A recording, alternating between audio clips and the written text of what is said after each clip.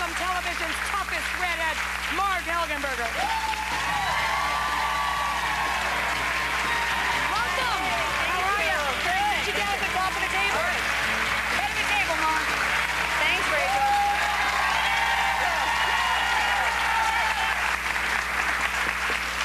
So, congratulations. It's the 200th episode of CSI. Can you believe that?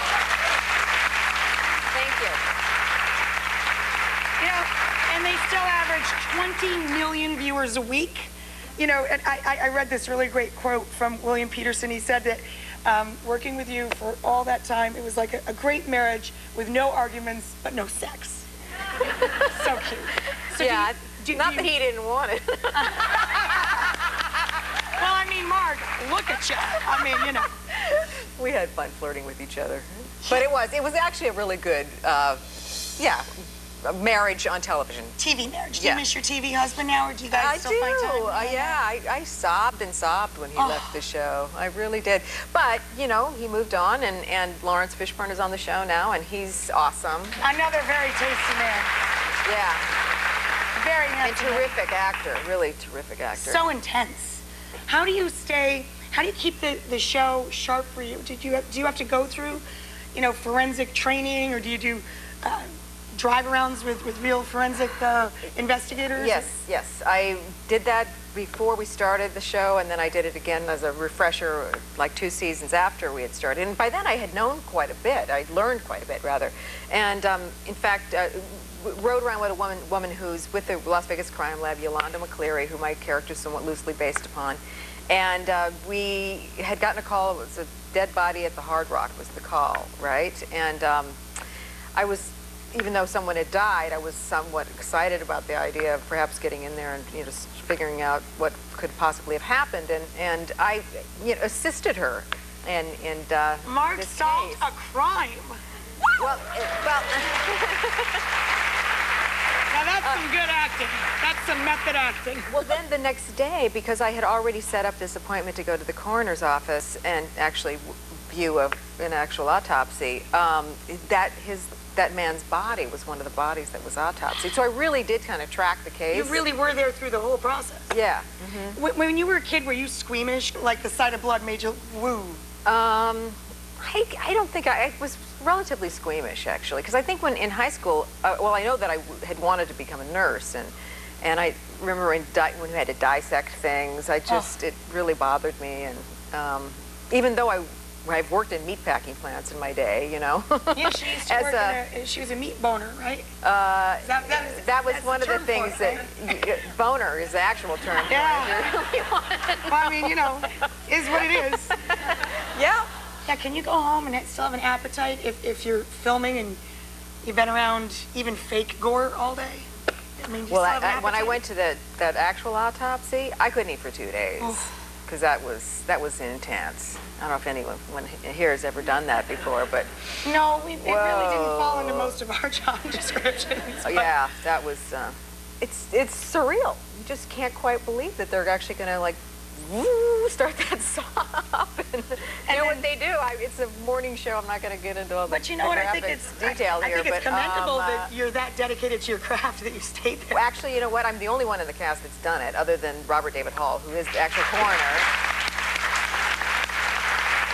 Thank you. The woman wears the pants in the CSI family. That's all I'm saying. So, I mean, are you anything like her in other ways? Your character, Catherine? I was going to try to make a joke out of the fact that the character had been an exotic dancer, but was that one of your former professions as well? Not as a professional. But